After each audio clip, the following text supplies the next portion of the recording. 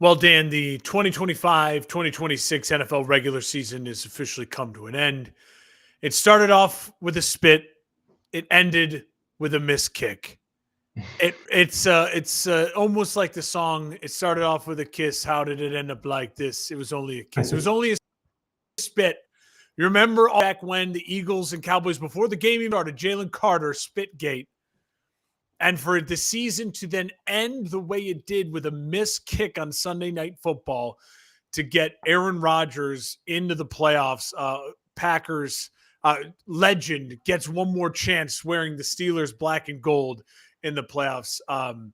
The spit to the missed kick and a hell of a lot in between. A hell of a lot in between. Tons of surprises. It's going to be really fun in a couple weeks to kind of look back at the season. Where obviously we don't have time for that now because there's so much ahead of us still.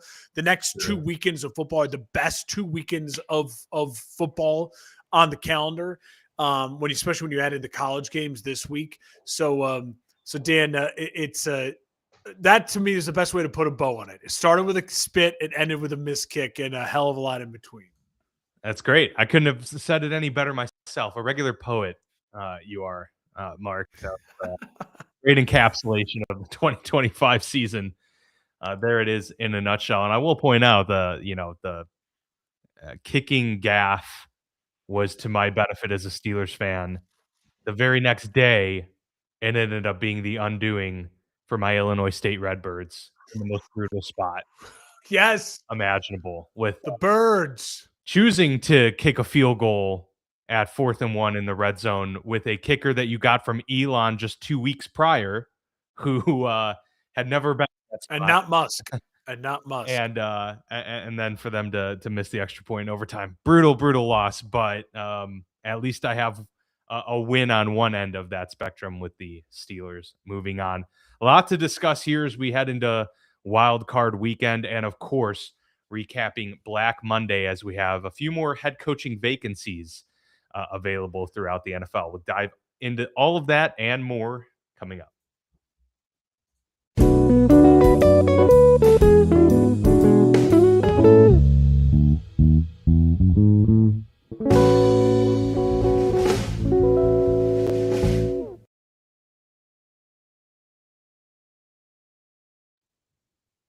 We will begin the NFL coaching carousel with the most recent news, which just dropped about an hour ago, not even, that the Ravens have parted ways with head coach John Harbaugh after 18 seasons with the team. There was all of that speculation going into the AFC North Championship, as Tomlin calls it, about is the losing coach in this game going to be on the chopping block.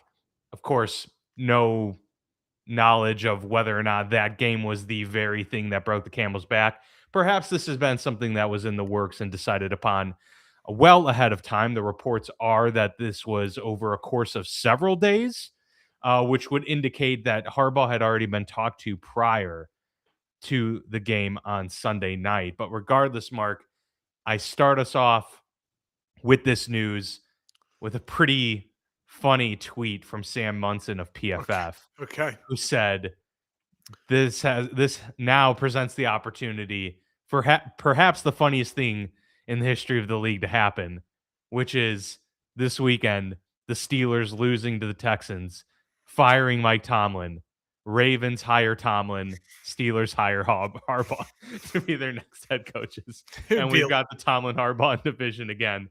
For who knows how long. I think it would be great for both teams. I think it'd be hilarious. I don't know how excited I would be. It's not going to happen, but I'll say this: the news when I saw it, just a little, like you said, a little over an hour ago, it didn't shock me, but I also just immediately felt like if I'm Kevin Stefanski, I go, "Oh crap," but then I go, "Oh crap. Maybe I can take the Lamar Jackson Ravens job," because Kevin Stefanski was the belle of the ball on the market, right? Like he's the number one guy. He's getting all the calls, kind of pick of the litter. I was kind of, and we'll talk about this here coming up, but I was thinking to myself, Atlanta might be sneaky the best opening. I know a lot of people are saying the Raiders, but that AFC West is so tough. The NFC South is a little bit more wide open. Um, and now all of a sudden, the Ravens job opens up, and you have nothing but a historically great organization, since the move, since the He is the transition. complete opposite of Cleveland for Yeah. Kevin Stefanski, so He knows them. He knows the AFC North, and he gets Lamar Jackson.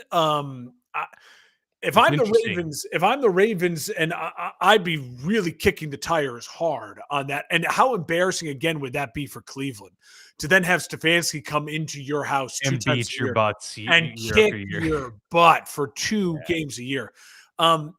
Getting ahead of ourselves, and this is what's so fun about this week, The Dan. speculation.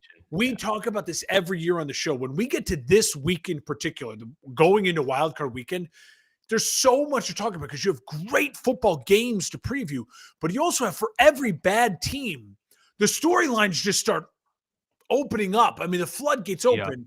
For the Ravens, I think it's smart. It's time to move on.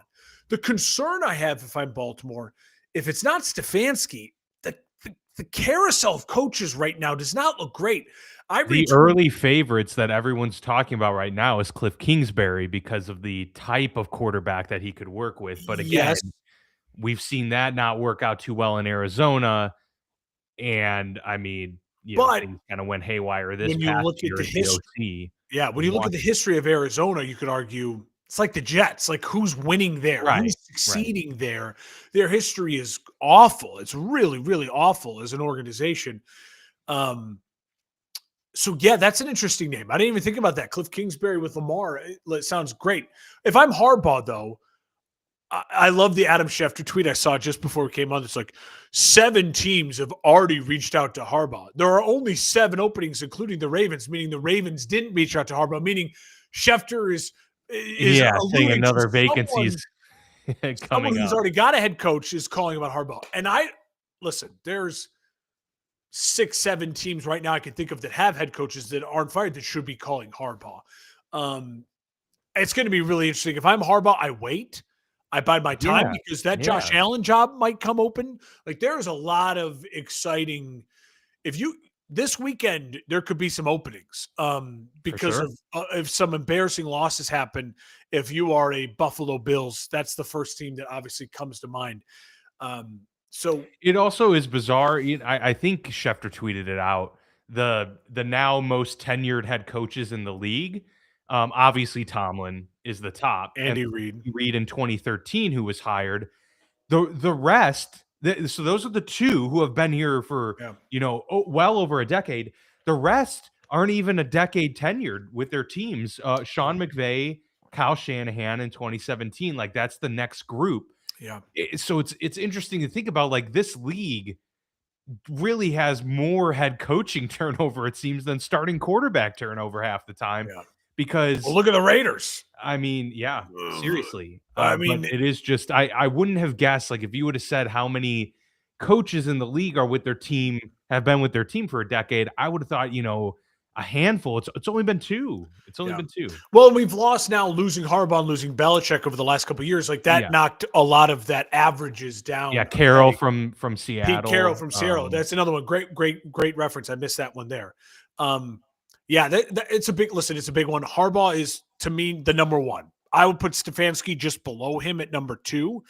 Um, but Dan, I'll tell you, dude, the Titans tweeted out something, and I retweeted. I was just like, good God, I feel for Cam Ward. We have already requested interviews with 3 defensive coordinators: Vance Joseph, Steve Spagnuolo, Oh, yeah. someone else. And the only offensive guy was Matt Nagy, who, if you look at the Chiefs' offensive numbers since Nagy came back to the Chiefs after getting fired by the Bears, Haven't been great. it's not been good. I mean, and Nagy, remember, wasn't the OC pre getting the Bears job. He had the OC for 1 year because it was Eric Bieniemy. And then he was like, I need to go get myself a job. Never worked out for him. Nagy's like, gets 1 year as the OC, even though he doesn't call plays. It's still Andy Reid. And so I don't know, man.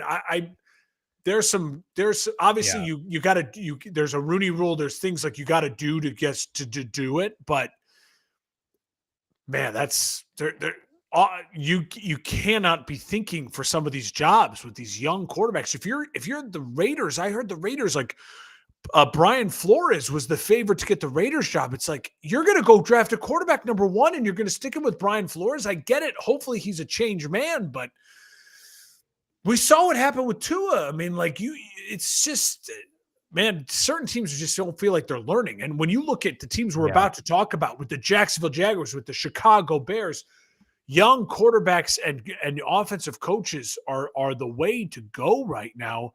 When you look at the coaches who just got fired, it's a lot of Rich Gannon DCs that didn't work out. Now, some may say, well, look at Mike McDonald. Seattle's the number one seed. Okay, I don't have a retort to that except for Mike McDonald seems like a generational young defensive coordinator because he is totally bucking the trend. Don't yeah. lose. I mean, it can work if they're certain type. D'Amico Ryan's, it's Yes, so far we would say has worked out, but yeah, again, worked. it's they're fewer and farther between. Yeah, and D'Amico is a former player and a former player in that organization. A lot of these DCs that you're getting That's opportunities true. don't Yeah. necessarily have that vibe. So, Dan, it's going to be really interesting.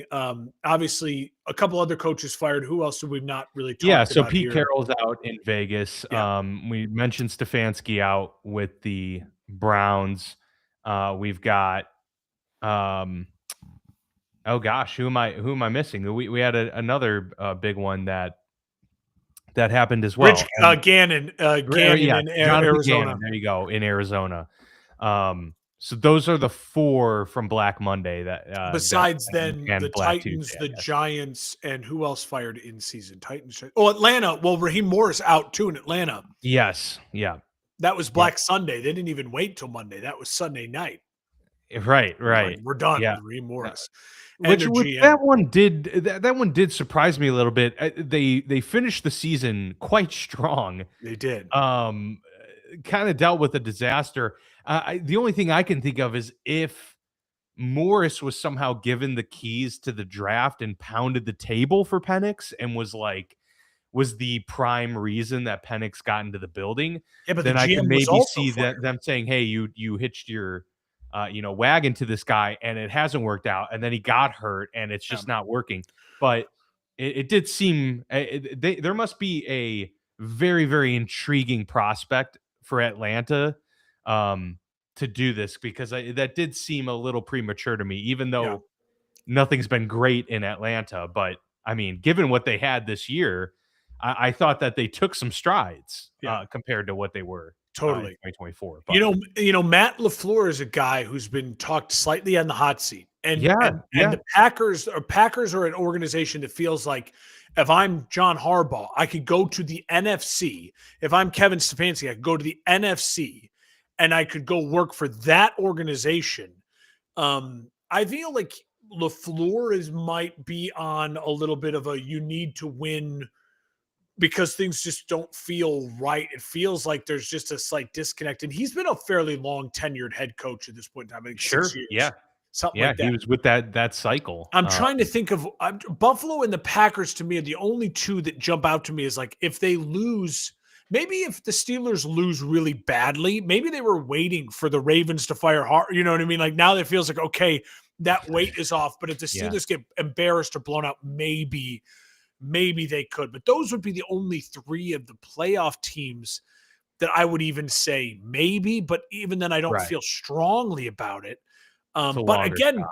with Harbaugh being on the market, it gives you a little bit more oomph with your fan base. If I'm Buffalo, if I'm Green Bay, if I'm one of those two teams and I say, listen, we're firing a guy for Harbaugh, then that makes sense, right? I can sell that to my fan base. I'm trying to think of who else maybe would have called with, who has a coach, but it maybe made that I call. mean, Miami maybe. Miami makes some sense. I do think NFC teams make some sense. You know what I mean? Like, um, there's got to be Well, someone. I mean, definitely. Oh, the Cardinals are a part of Yeah, that there's got to be vacancy already. someone in the NFC. Maybe Washington. He's right across the bay. You know what I mean? Like you have Jane Daniels. They have kind of that same type of hey, you worked with this quarterback. You kind of know what we're doing. This was such a bad year. Hey, I mean, Tampa.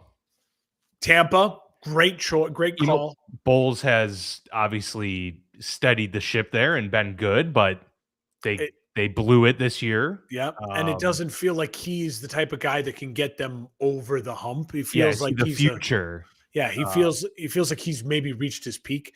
I will yeah, ask you, Dan, because by the time we talk again, so I want to get to the game so we can wrap this up. But by the for time sure. we talk again, there may be some vacancies filled. Right now, for me, Baltimore's number one. I would make the argument Atlanta's actually the number two opening. Do you agree or disagree? A lot of people are saying the Raiders, the Raiders, the Raiders. They have the number one pick. They have Brock Bowers. They have Ashton Genty. They have Max Crosby. There's a lot of good with the Raiders, right?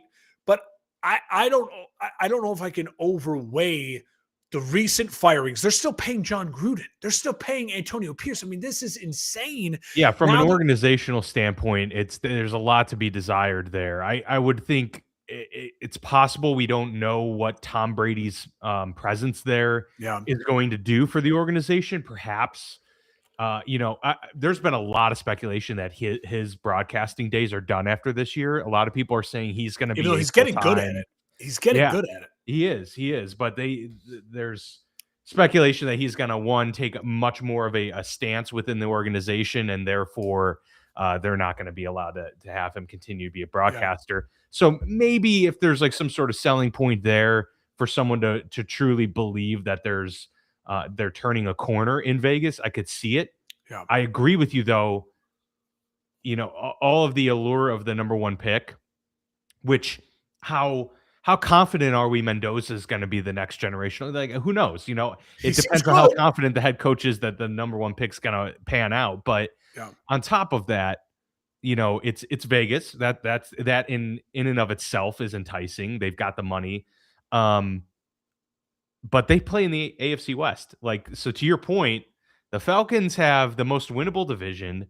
You play in a dome. You've got a young quarterback that you can mold, but nobody is like super tied to like we have to make Penix You work. can Like if he move doesn't work, on he from doesn't work. him. You can move on from in a year from now, right? Like and get your own guy in. And Dan, also like the Raiders, the AFC West is a huge issue, right? You have Sure. Mahomes, and he's the one who'd argue is like, well, okay, well, what's the easiest team to beat in the AFC West right now? The Chiefs. Well, yeah, but they're getting Mahomes back, and they're getting like they're not, and that's Andy Reid. I mean, the AFC West is brutal. The AFC in general still has Burrow, still has Allen, still had now you have Drake May and Lawrence playing really well. The AFC seems so Yeah. thick and And way dense. more playmakers in Atlanta. Just Way across more the board, playmakers. Now, player wise, they have yes, a better roster. and No you have a question. chance to re-sign Kyle Pitts.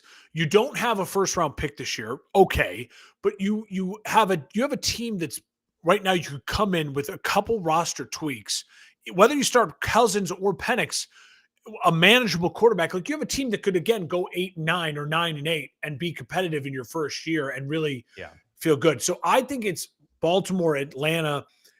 I mean, the next opening, it's hard. Like, right? Like, where do I go? Cleveland's a dumpster.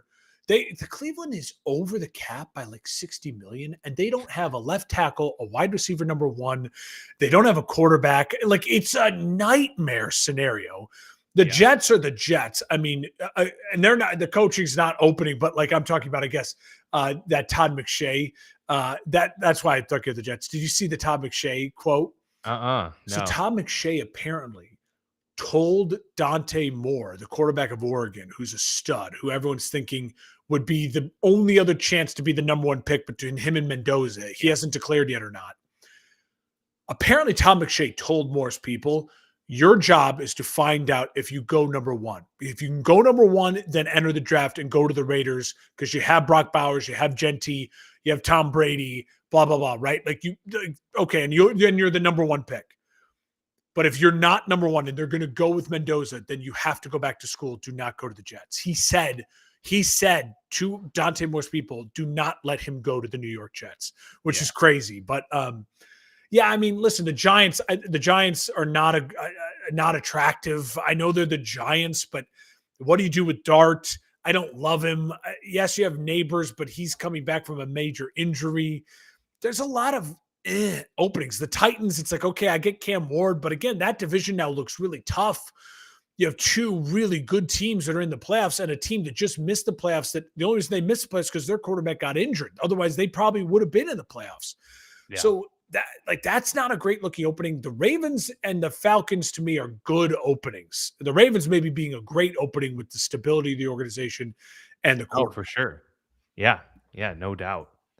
All right, let's dive in. We've got the playoff landscape set. We've got this all figured out. 14 teams. The road to Super Bowl 60 is officially underway. So we'll pull this up here and Is kind this of the talk this first time through. in our podcast history that both our teams are in the playoffs? I think the only other chance would have been 2020, the COVID year.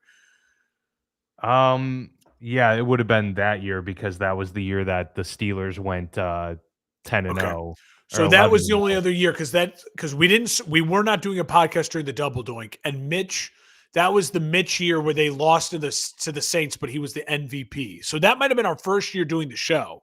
Yeah, it was. It was. That All was the right. first year. So this Yep. feels a little different for And both our teams. that would have been the Steelers getting bounced by the Yeah, after going Browns, 11-0. yeah, at home, um, Yeah, in that a little first game. different. A little different this year. So, we've got the AFC on the left side here for those watching, of course, and the NFC on the right. We can start with the AFC. Let's do it. Number 1 seed is the Denver Broncos, so they're gonna be on a bye for wild card round. 14-3, they finished the year. We've got the matchup here between Buffalo as the 6 seed and the 3 seed Jacksonville Jaguars, who finished the year 13-4. Great end for them. Was it an 8-game win streak, I think, or winners of 8 of 9? Something like I think winners of 8 or Um, 9. so, on this side of the bracket, the Texans are the only hotter team coming into the playoffs 9 wins straight. than the Jacksonville Jaguars. Let's talk through this matchup a little bit. Buffalo going on the road in Jacksonville for this game. What's your confidence level? I heard something I can't get out of my head. I'll give him credit. Nick Wright said on Colin Cowherd today, I don't know who I'm picking to win the Super Bowl, but whoever wins the Jacksonville Bills game is who I Yeah. will pick to win the Super Bowl, which is really interesting. I think the great thing if you're Jacksonville and Buffalo, if you win, you have to feel really confident that you're going to play a Denver team that feels like you can be gettable. It's a 1 seed that doesn't feel like quite like Seattle on the other side of the bracket. Mhm. So breaking down the matchup specifically, I think there's the key to me is going to be who runs the ball better. Travis Etienne has came on in the second half of the season, but Dalvin Cook obviously was the Russian champion. We talked about it throughout the season. Buffalo, when they run the ball well and almost take the ball out of Josh Allen's hands to just let him make the big plays, not have to make all the plays, they're nearly unbeatable. Jacksonville's defense is a better unit than Buffalo's, but Buffalo has a lot more experience in big games, been there, done that. Yeah, the Jags came back 3 years ago, but that feels like a lifetime ago. That feels like it was 2 coaches ago for the Jags almost, you know what I mean? It feels like. Yeah. And for the Jags, um, at home, I think is a huge plus for them, not having to go to the cold of Buffalo. I don't think the Florida heat is going to really bother Buffalo, to be honest. It's not like a summer 90-degree August day. It'll be a manageable game. So my thoughts early on, I like Buffalo from the experience. I like Buffalo because of Josh Allen. And I think this is going to be, in my opinion, the best game of the first round in the sense of don't trust anyone of the experts. Don't trust me. I have no idea. I think this has a chance to be like an all-timer, 35-36, crazy game, last-minute comeback, Josh Allen being heroic. I'll take the Bills slightly as an advantage against a really good Jacksonville team that could, if there's a blowout, it's going to be the Jags. I'll put it that way. But I think Yeah. the Bills, if it's a close game, I like Josh Allen and I like the Bills to make the plays to win the game. Yeah, I'm going to divert a little bit here. I think I'm going to take Jacksonville. To me, they've been the most consistently inspiring team this second half of the season. The Texans are on a 9-game winning streak, but I still feel like I have a lot of reservations about Houston that I don't have necessarily with Jacksonville, because Trevor Lawrence has been consistently playing incredible football during this stretch. He's been playing like an MVP this entire second half of the season. Um, to go off of that point about what Nick Wright said, it is an interesting point as well, because I think the winner of this game can feel confident for different reasons.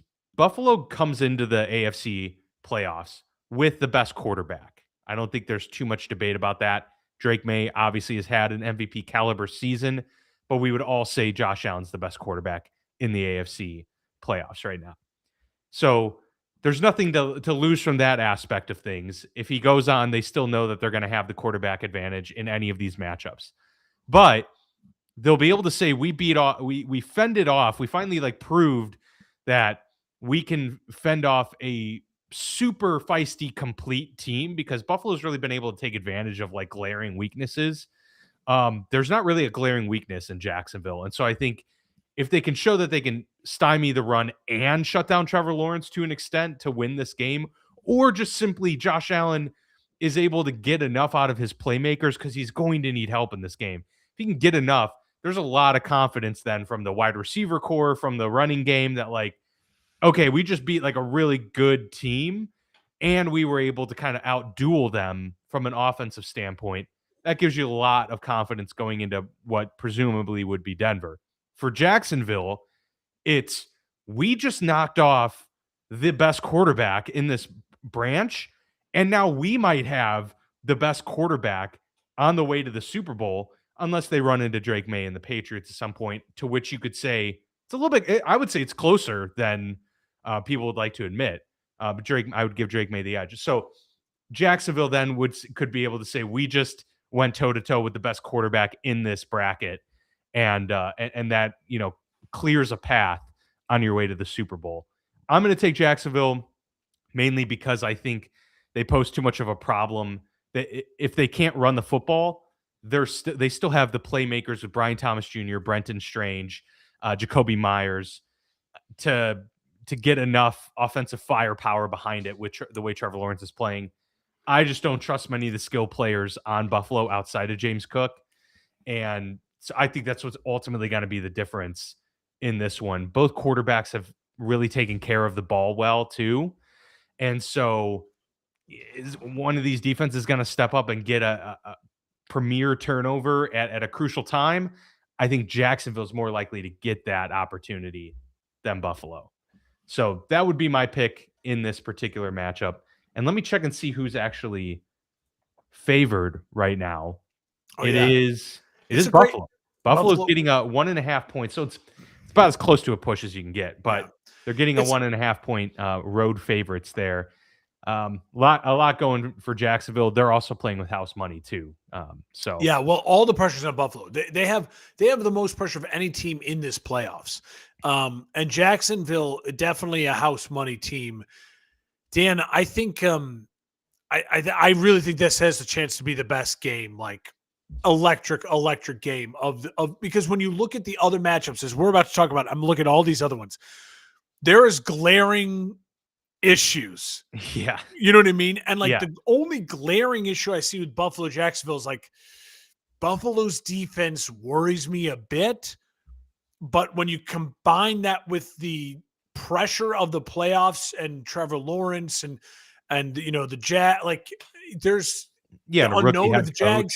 Yeah, so it just feels like that kind of equals out, and like we might get like a 33-30 really great, awesome game down to the wire. Where the other ones I can see blowouts and I can see just like rock fights. Looking at you, San Francisco, Philadelphia, like it's there's some maybe ugly games coming up.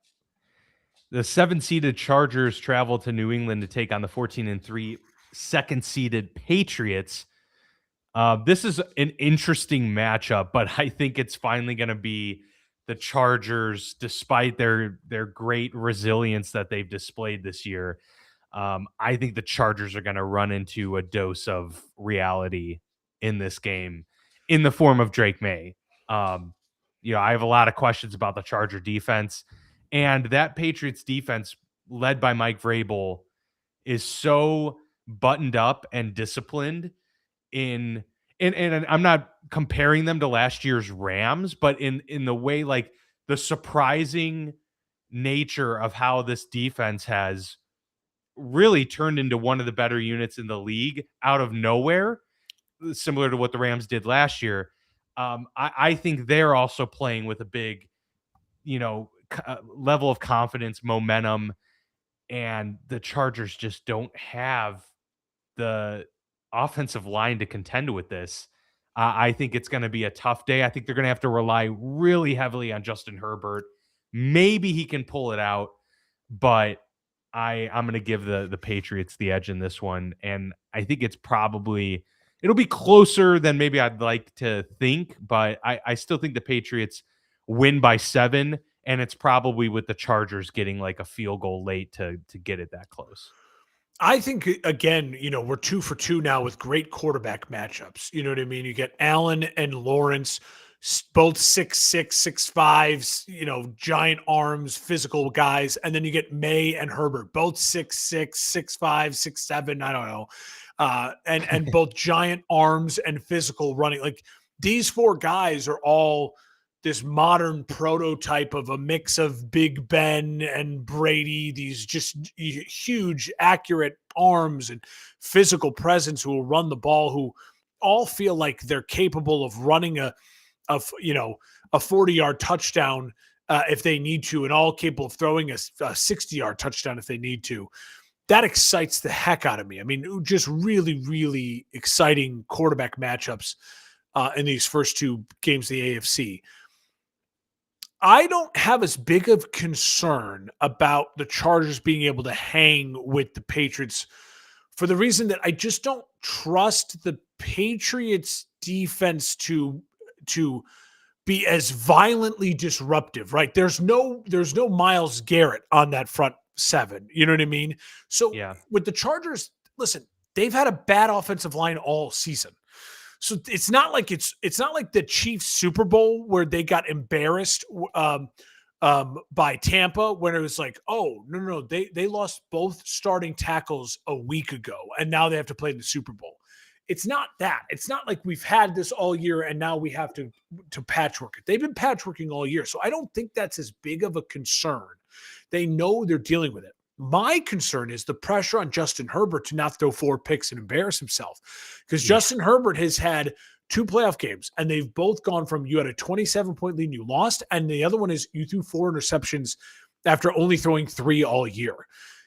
That's a lot of pressure. Besides Josh Allen, he's got the most pressure, in my opinion, to perform in this playoffs, and they're both in the AFC. That's my concern with the Chargers. I think it's a close game. I think it's a really fun game. I think you're going to see explosive plays from both teams. I think when it comes down to it right now, New England at home in the cold is the better football team. It's not because Justin Herbert is going to blow the game. I think he's going to play well. I think he has got good matchups to play well. Veterans and Keenan Allen, a great slot in Ladd McConkey. Hampton is back and running the ball well. Like, I think they have a chance to stay in this game. I just think it comes down to what you said. This Patriots offense is extremely buttoned up. This Patriots defense is extremely buttoned up. I just don't think they're going to make the errors. And when you're at home, you have to make errors to lose a football game in the playoffs. I don't see that happening.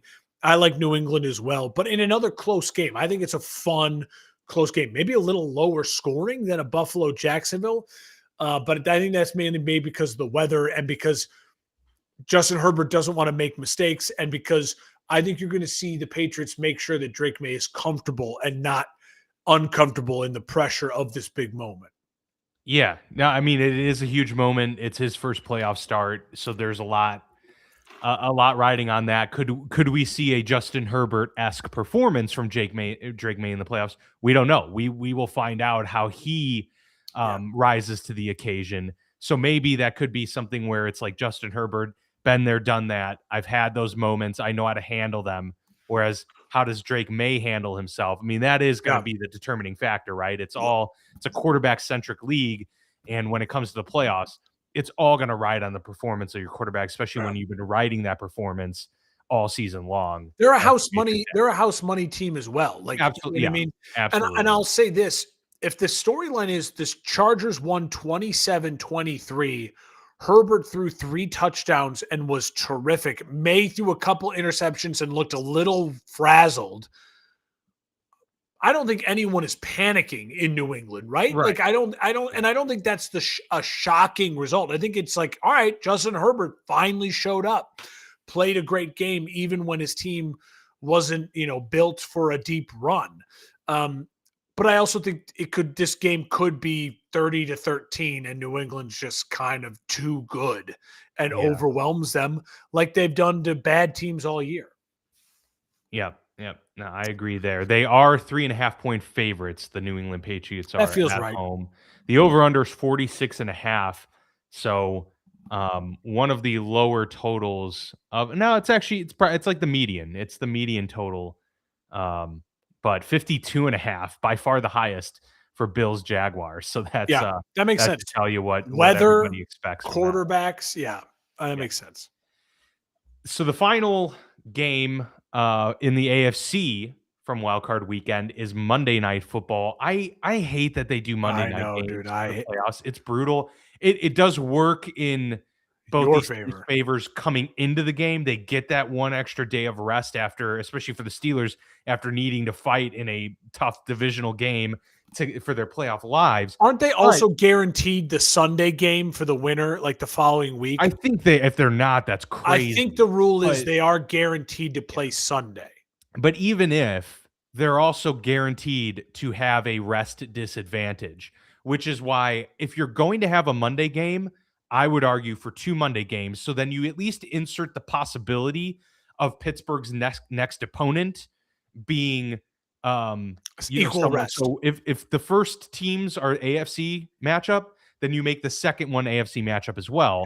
Yeah. And maybe those 2 teams will get matched up. So there's at least the chance of not having a rest advantage or disadvantage coming into this one. It's the same with the Saturday, Sunday things too. I mean, some of these teams are going to get advantages going into the playoffs, and I just don't like that. I think it should be a clean slate when it comes to that. But regardless, 5-seeded Houston travels to Pittsburgh, who obviously won in the final seconds. By the way, real quick tidbit, Tyler Loop missed the field goal at the end of regulation.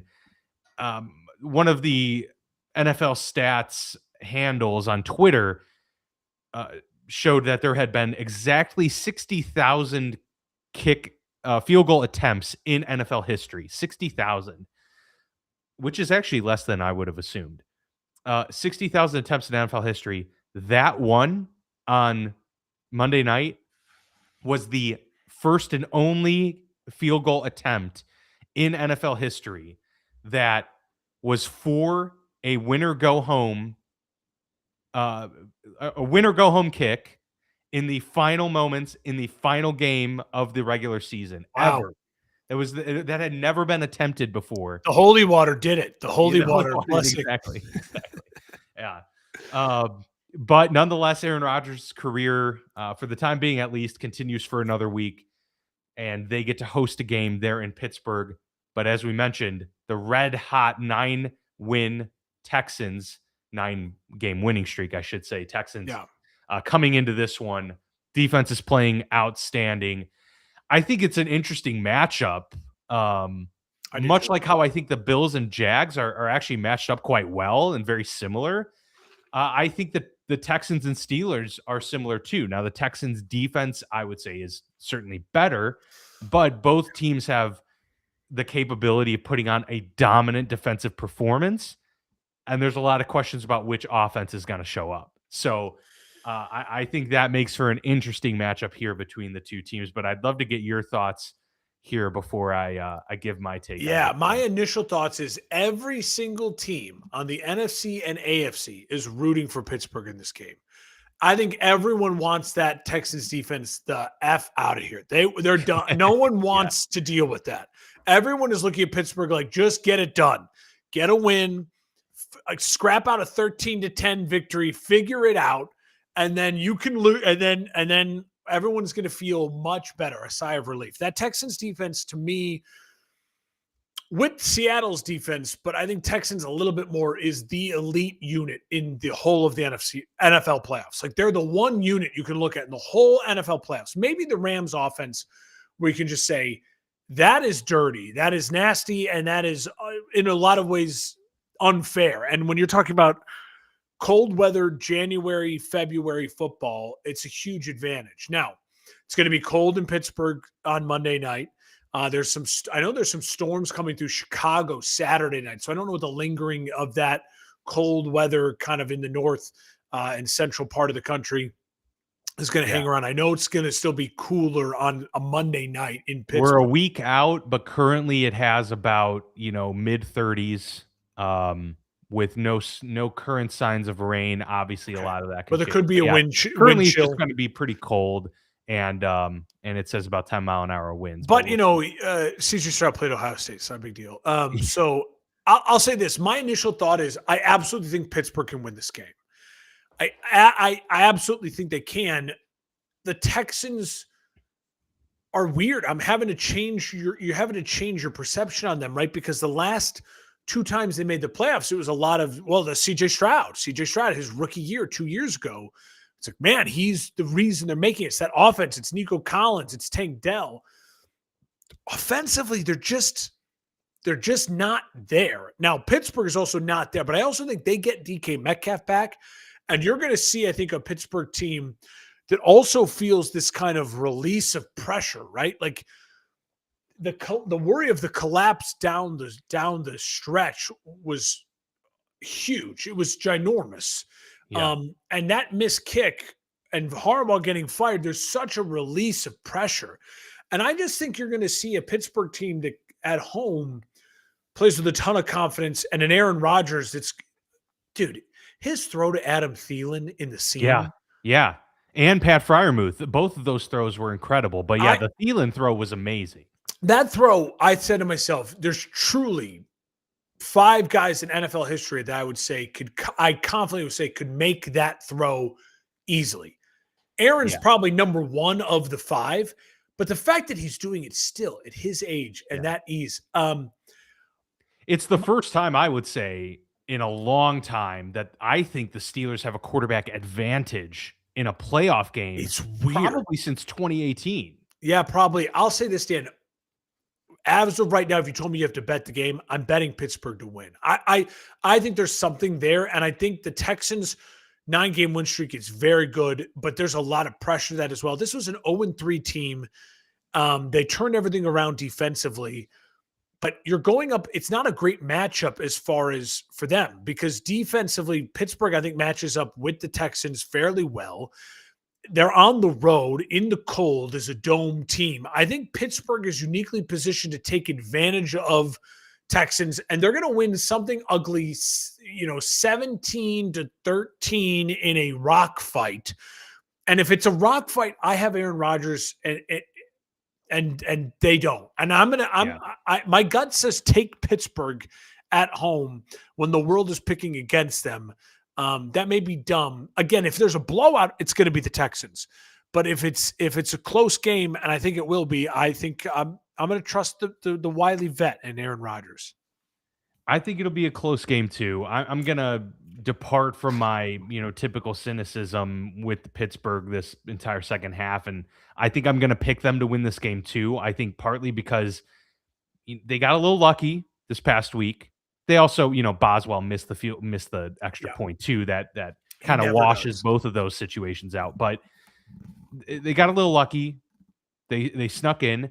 To their credit, they finished the year 4-1. That, I mean, if you told me at the beginning of the year that they would finish the year 4-1, I would take that all day, because it's been a poor trend of theirs over the last 5 years or so, of finishing really, really bad down the stretch. So they do bring a little bit of momentum into this. Rodgers has been the last, outside of the Cleveland game, which I know you can't just dismiss, but outside of the Cleveland game, Rodgers has been playing the best football of the entire season, the last month. And to your point, they get Metcalf back. Austin's return and presence was felt in this Yep. game this past week. And so having your full complement of weapons there, minus Darnell Washington, which obviously hurts, um, I think they do have a fighting chance, and this defense's ability to force turnovers and get timely takeaways, I'm going to bet on that.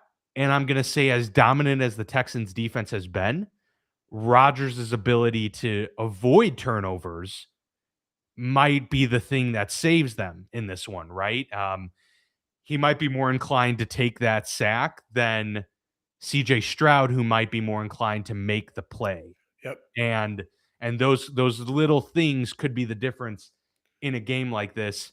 I think Joey Porter Jr. is going to be probably the X factor. Him on Nico Collins, it's going to have to work. Like he's going to have to shut him down because he's by far their biggest threat. It's been so 4 years since those we are had going to Rodgers be in the playoffs. What's that? It's been 4 years since we've had Rodgers in the playoffs. Yeah, 2021 was his last time. And I think there's something to that. I think there's something. I don't know if that. I don't think. Again, I don't mean that means they're going to win in the second round or they're going to make an AFC title game or whatever. But I think there's something to Aaron Rodgers having one more chance Monday night. Aaron Rodgers, Mike Tomlin in Pittsburgh. I think it's going to be a lot. The Texans even joked themselves. It's the first time the Texans have made the playoffs as a wild card, which is crazy. So they've only ever played home games on that turf at home in the playoffs.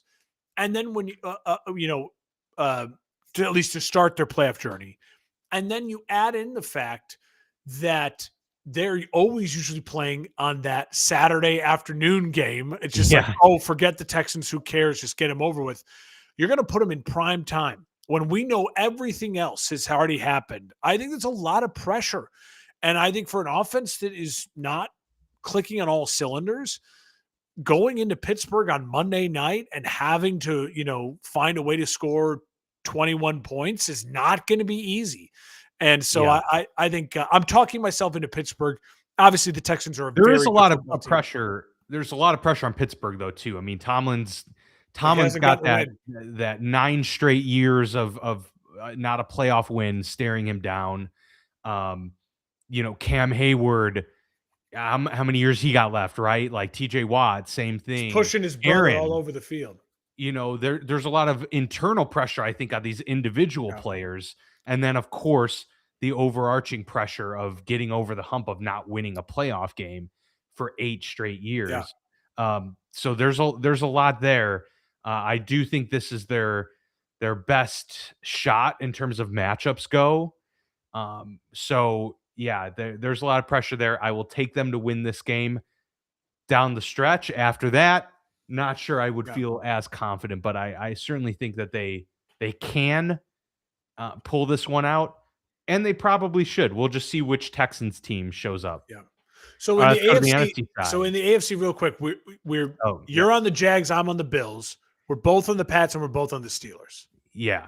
Okay. So that would put, if it were my were my bracket, that would match up Pittsburgh with at Denver, and then that would put Jacksonville at New England. Yeah, that'd be great matchups. I like which would be really nice. Right. The LA Rams, 12-5.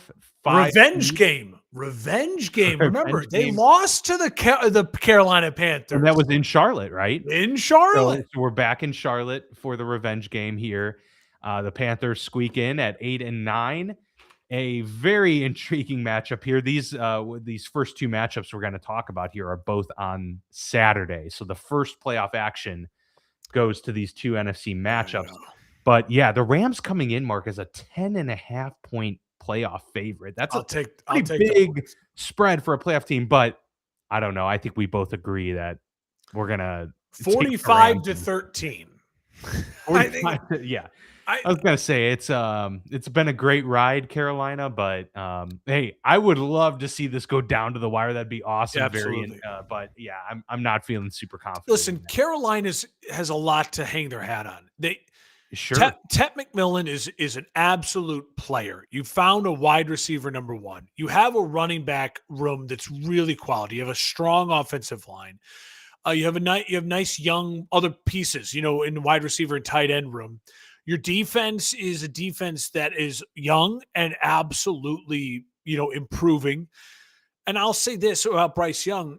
He really impressed me at times this year. He threw for over 400 yards in a game. I mean, he threw for 300 yards multiple times in a game. He certainly shows a maturity that I don't necessarily think I get with like a Kyler Murray and some of his contemporaries that we compare him to. He has also a likability factor that maybe Tua doesn't and Russell Wilson doesn't. Like it seems like the guys actually really love him and rally Yeah. around him.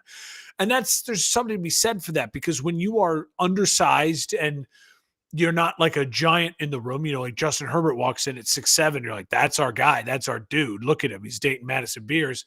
Like, that's our guy. We're going to follow him into battle. Bryce Young has seemed to buck some of the trends of the smaller, undersized guys.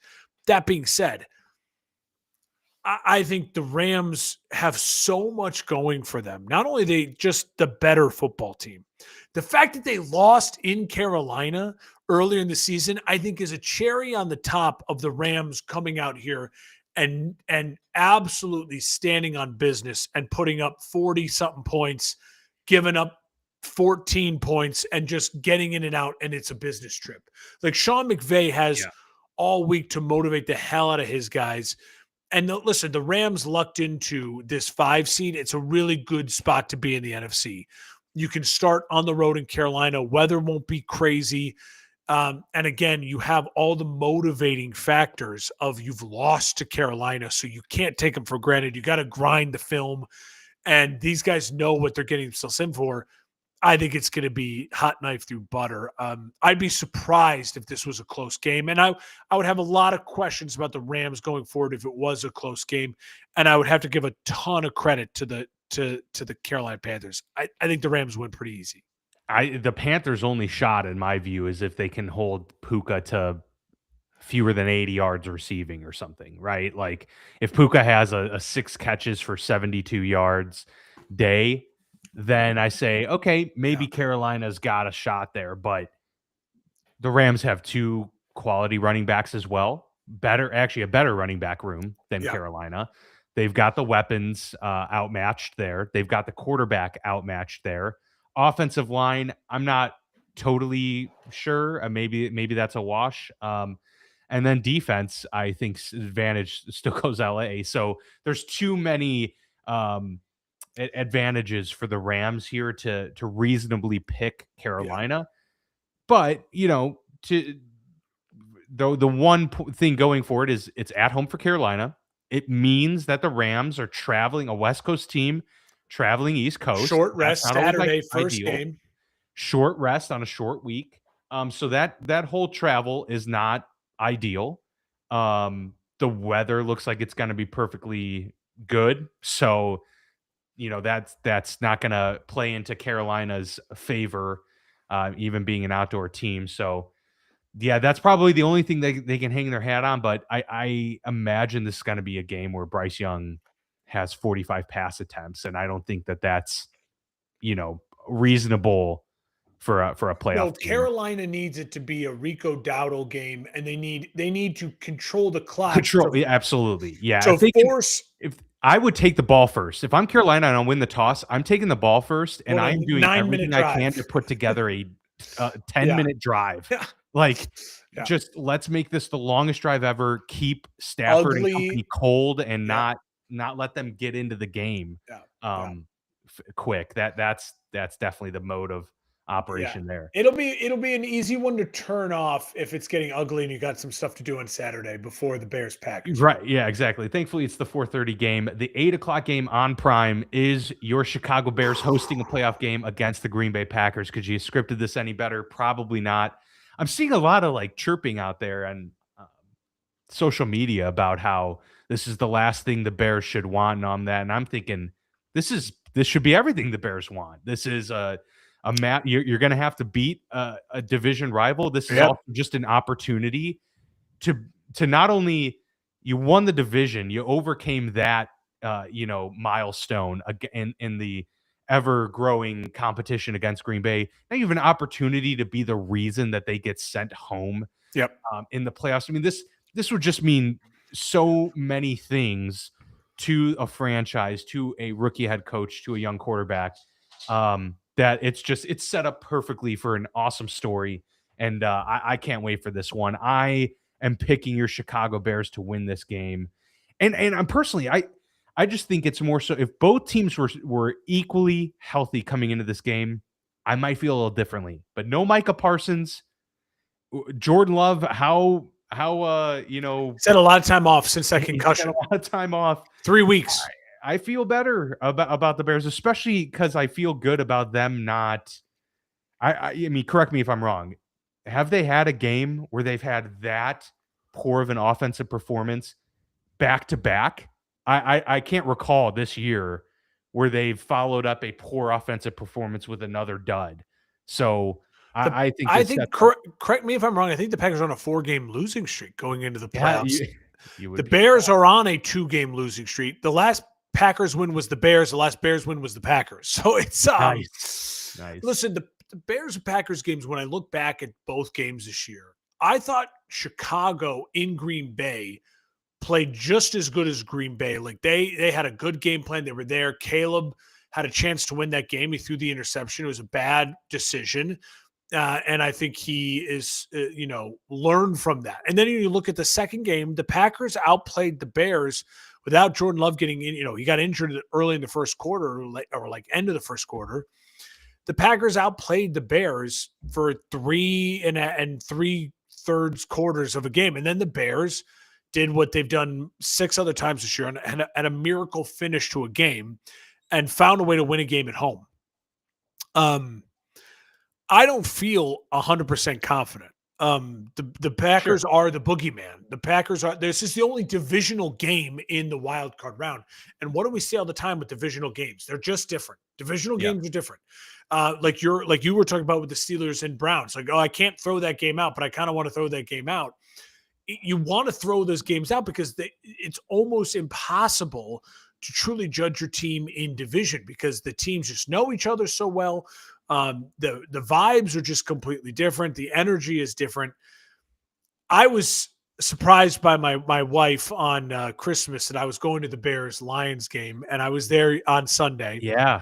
I will say it was not fun for 3.5 quarters. It was awful to watch that offense in person struggle like that. The game plan was mind-blowing, and the defense – listen, the defense just decided that every crossing route was one we're going to let Amon-Ra St. Brown just get an extra couple yards in front of us and they gave up chunk after chunk after chunk after chunk. But I will say in the end, the Bears defense, they held the Lions to 16 points all said and done until the very last game winning kick. So they found ways to get stops when it mattered the most. The Bears offense, I mean, when you go from that San Francisco game to that Lions game, it's maddening, right? It just goes to show you they're still at a level where they're not consistent enough. Well, when you don't have Rome Odunze in that game, you didn't have Zacchaeus in that game, you're still relying on DJ Moore and Luther Burden, who Luther Burden has been nursing injuries. And the tight ends, it's not the same. So you're going to have Rome Odunze back, and Rome Odunze should be 100% ready to go. Maybe not 100%, but he's healthy to go, right, and play. And just having him and his body and his presence is going to be huge, right? I don't have to rely on Deontay Walker and these guys who are fun stories, but it's like Jade Walker, and like, okay, like let's get the real players on. I'm worried about the CJ Gardner-Johnson injury at the end of that game. It looks like he's not going to play in this game. So you're going to have to go back to Tyreek Stevenson, who was benched for the Lions game. So that's not great against Jordan Love and the Packers. But Dan, as we said it, Jordan Love has not played since that Bears game. So he has sat 3.5 games and coming off a concussion. Now, I'm sure he's getting plenty of reps in practice. But this Packers team is limping into the playoffs. They're very beat up. Mm-hmm. What I expect this game to look like is I expect it to look like a lot of Bears-Packers games. I think the Packers are going to come out and they're going to be coming out firing on all cylinders because they have a confidence playing against the Bears, whether it's at Lambeau or Soldier Field. If the Bears can weather that storm, and if the Bears can find a way to not go 3 and out, you don't have to score even on the first drive or the second drive. But on both drives, get at least 1 first down. Control some of the clock. Don't let it become a wave like you did in the Lions game. Then I think what will eventually happen is what we saw happen in a ton of Bears games, what we saw happen in the first Bears-Packers game, what we saw happen in the second Bears-Packers game, that the Bears are a better football team right now with the talent they have on the field and just with the vibes and the mojo around them as far as injuries and all that stuff goes. I think it's going to be a dogfight. I think it's going to be back and forth. I think you're going to see Caleb Williams cement the Iceman come with legacy. And Dan, I think the Bears are going to go to a game plan they used 5 weeks ago against the Philadelphia Eagles. That Eagles game, I think, is the game plan they're going to go back to. And I think you're going to see Caleb Williams only have to throw the ball 20-something times, because if you look at the forecast for Saturday night, they're talking about 35-mile-an-hour sustained winds. Yeah. Now, listen, the Packers don't care about the cold. The Bears don't care about the cold. But Caleb's ball is a little different in the cold than Jordan's ball. I think Caleb's got a little bit more zip, a little bit more arm strength. And Jordan Love and the Packers offense is built on down the field big plays, right? That is where he makes his money. The Bears offense, and you saw it against the Lions, you've seen it, like it's a little more Colson Loveland 5 yards, Cole Kmet 8 yards, get the ball in the hand, let the playmakers move. So I don't think the Bears passing game is going to be as impacted as the Packers passing game will be by the winds and the weather conditions. So then it's going to come down to who can run the ball better. Bears offensive line should be 100% healthy. Trapillo should be back for this game. I've seen the Bears wear down opponents with the run game. That's what I'm going to hope happens. I think it's going to be a big game for Swift and a big game for Kyle Monangai. I think the Bears win. I think it's ugly and close. I think it's 24, 20, 27, 23. I think it's a nail biter. It's awful. My stomach hurts, but I think the Bears find a way to win at home. Caleb Williams makes the plays down the stretch with an impressive win, setting up what will be maybe the Packers fire Matt LaFleur type of. I don't know. Maybe I don't know. Maybe it'd be icing on the cake for the show. I can wish it, unless they get Harbaugh, that would not be great. Or Stefanski. Well, fair. I gotta back myself into a corner, being like, fire Matt LaFleur. That'd be good for the Bears. It's not good for the Bears if you hire Stefanski or Harbaugh. I think, listen, it's Bears-Packers Saturday night. It's going to be a giant broadcast. I'm a little bummed that it's Al Michaels on the call, who's basically a dead man in the booth. But that doesn't bother me. That doesn't bother me too much anyways, because I don't know if there's going to be a ton of ginormous plays in this game. I think it's going to be a lot of ball control and who's actually efficient in the red zone. And the Bears defense, to all their credit, tightens up in the red zone, and the Bears offense, to their credit, can get things done in the red zone, especially with Caleb. I think Caleb may run a touchdown in here. I think it's going to be a trick play or two from Ben Johnson, stuff you haven't seen. I love the Bears. I kind of love that the Bears lost to the Lions. It allows Ben Johnson to just MF for his team all week long. Yeah, I think there's a little bit of that. You freaking suck. We got lucky that we got the 2 seed. And I do think the Bears also understand the importance of the 2 seed and knowing that, hey, you have a chance to maybe host an NFC title game here if things break your way. Don't squander this. I know it's house money, like we said with the Patriots and the Jags. The Bears are a house money team too. Same with the Panthers right now. But don't squander this opportunity. Find a way. You're better than the Packers. Go out and beat the Packers. But the Packers can win because it's Jordan Love and it's the Packers, and they have a lot more experience. Jordan Love this is his 3rd straight year in the playoffs as the 7th seed. They went to an NFC title game his first year in the playoffs as a 7th seed.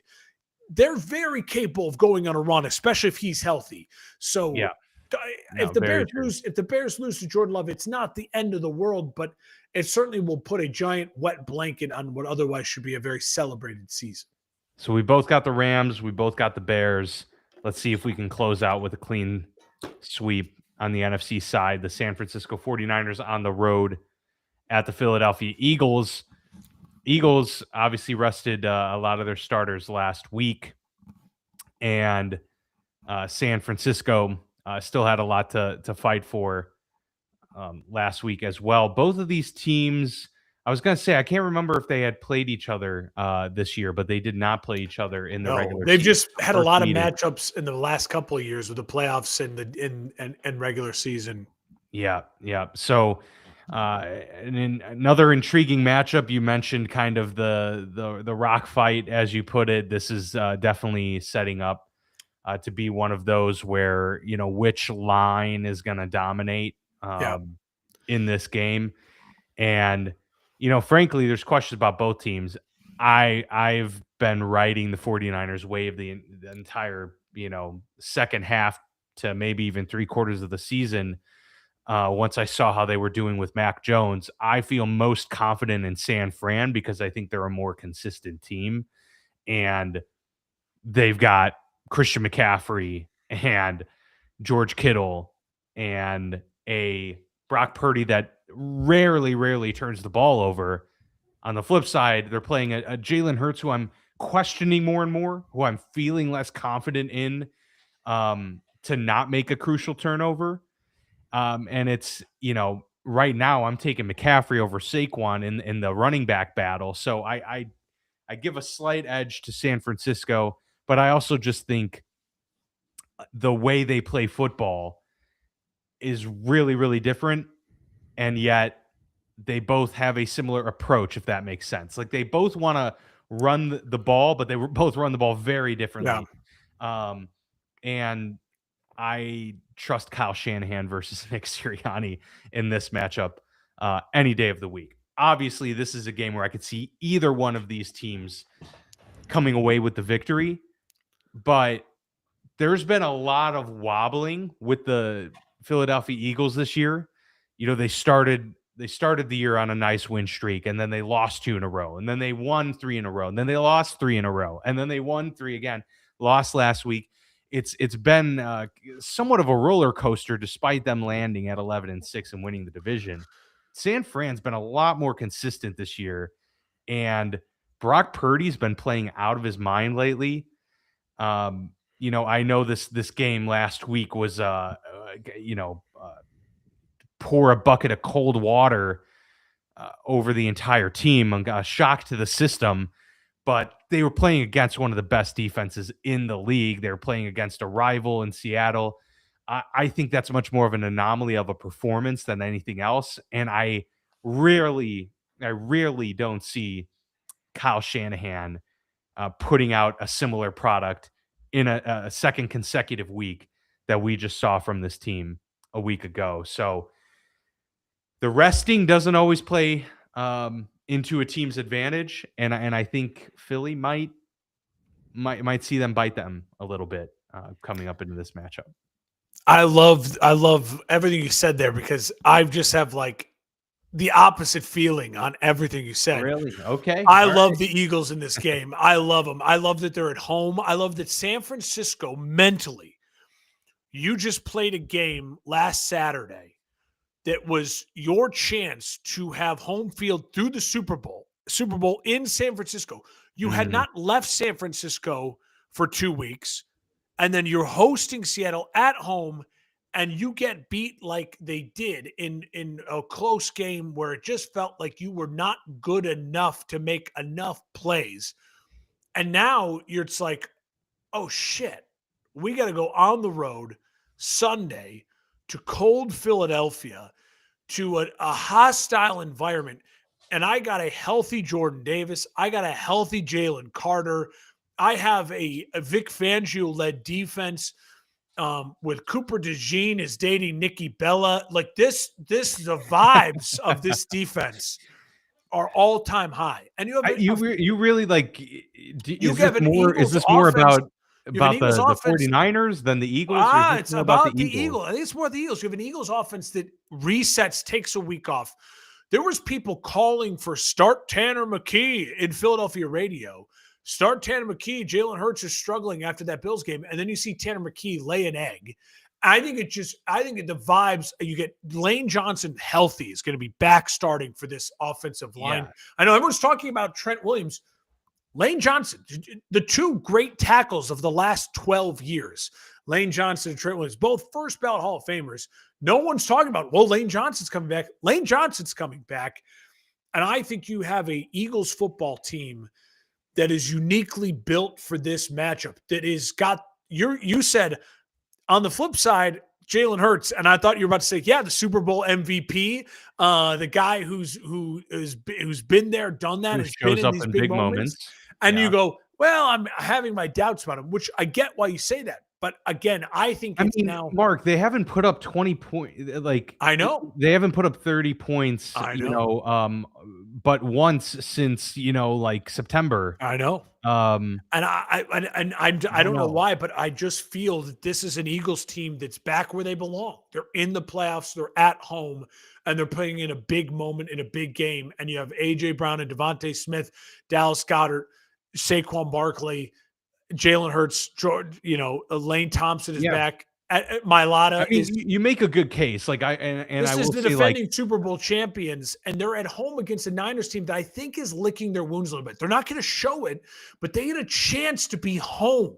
They had a chance to, and I think mentally, yeah, but that you could game- argue that puts them. You get shut down that hard, but you're still in the playoffs. It's like, okay, that's almost like a big, like, lick your wounds, and then, like, yeah, we're but getting you're still in the playoffs, and it's like, oh, let's go to cold Philadelphia against the no, I defending mean, Super Bowl yeah, champions. that's And that's listen, a Dan, definite advantage, I Philly there. Dan, I think again, I think the Niners are more what they play. I think the Niners defense is more what they were against the Bears than they were against Seattle. And let me explain. Again, divisional matchups. You guys know each other really well. Seattle versus San Francisco. They're both playing kind of tight. It felt like a playoff game because it's like the one seed's on the line. It's a tug and it's a push and it's a pull. It's a push and it's a pull. And listen, to San Francisco's credit, they're playing against the best defense in the NFL in Seattle. We're the second best behind Houston. So yeah, they didn't look great. And they didn't have, all of their assortment of guys, no Trent Williams. But I just think what you saw from San Francisco's defense the week before with Robert Saleh, listen, they are piecing this together. No Bosa, no Fred Warner. Like, they're piecing it together with a great coach. Saleh deserves a ton of credit. I think it's a one and done. I think Philadelphia's silent. No one's picking Philadelphia, and I think it's such a mistake. I'm ready to eat crow. I'm ready to eat crow. And listen, San Francisco could absolutely Is this win the this most game. confident outside of Rams Panthers in the entire wild card round? I'm betting. Yeah, I'm like I'm taking Philadelphia. I think they're underdogs at home. Wow. I think, right? I Yeah, think let the me line, check. Let me check what that. or it's a pick 'em. It's like a 1.5. I love Philly at home. Everyone's trashing Philly. Philly is favored by 4.5. 4? Oh shit! Really? Yeah. Well, Philly 4.5. The over under I don't know. 44.5. I'll just take money line. I don't know. 4.5's a lot. I think it's. I think supposed to it's be 50 degrees and sunny in Philadelphia. really on Yeah. on Sunday afternoon. Okay, well that doesn't play into my hand. I'm seeing all this weather for Saturday night in Chicago. No, I mean, I'm you assuming make you make a lot of good points, though, and I mean, we've seen Jalen Hurts rise to the occasion more often than not when it comes to big moments. Like, Yeah. I don't remotely feel I'm not gonna stamp, put my stamp on this particular matchup. I feel much more confident in others, but Well, like I'm I taking the Rams Carolina game out of it. So it's like if there's one game, and I'm not going to pick my Bears game because obviously I'm supremely confident in that. So if I look at the other 4 games, yeah, I would bet the Eagles to beat San Francisco. I think listen, Philly lost to Washington in the final week. That taking the rest day, we'll see if it worked or not for them. I think for a Philly veteran team that's been there, done that. This is a coach that's been in 2 Super Bowls, won 1. It's a quarterback that's been in 2 Super Bowls in the last 3 years, won 1. It was the MVP in 1, should have been the MVP in the other. He was the better player. He just had the fumble that killed him. And I think, again, when you look at Jalen Carter and Jordan Davis are healthy, and they've been kind of game wrecking the last against Josh Allen. I mean, look at the Josh Allen footage on the road, Yeah. on the road at Buffalo. They were unstoppable, and then you rest them. I think that helps them even more at home at the bank.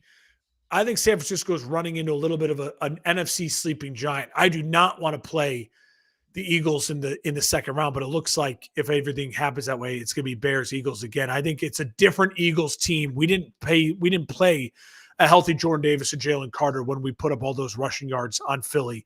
Yeah, it certainly makes a difference. That's it's a different. It's a different. I think it's a different team. Yeah. Yeah, Dan. I listen. If San Francisco wins, I'm not going to be shocked because they're a really good football team and they're playing good football. I mean, look, if Philly can shut down McCaffrey, it's game over. That San Fran then has zero chance in my mind to win. But I just think like McCaffrey. I think Jalen Hurts. A lot of it just comes to Jalen Hurts. I think he plays big in big moments. We've seen it over and over again. And if he lays an egg, then we do have something to really talk about, right? Like that's going to be a storyline because this year is a huge Super Bowl hangover, kind of disappointing year. When you look at all things considered, especially just offensively, the team never clicked 100%. But I think they have a chance to do it now, and I think they will. We both got the Bears. We have the Rams, and then we're split on Eagles 49ers. So pretty much on the same page for the majority of this wild card weekend. Should be exciting. It's going to be Saturday, Sunday, and Monday of football. So next week's show is going to be wild. A lot to look forward to. Yeah, it is. But it's also nice when we can pay attention to just one game at one time for the entire weekend. Mm-hmm. That is the benefit of playoff football. So yeah, a lot to get to next week for sure. But I feel like next week's show we'll do a lot more recap than just preview because obviously, we'll want to spend time in each one of these games. So if you're one of those people who loves the recap, don't worry. I think we'll do more recap and then preview, obviously we'll do a preview at the end too, but it's going to be exciting. It's going to be exciting. Hell excited. It's going to be a great time. I can't wait to bet every game. I'm just going to bet. Follow me on Twitter. I'll post my bet for every game. I'm betting every game. There you go. Yeah, let's do it. Tis the season for FanDuel, for ESPN Bet, for all the rest, for sure. So hope you enjoy some great football this weekend. We'll see you back here next Tuesday with a full recap from Wild Card Weekend.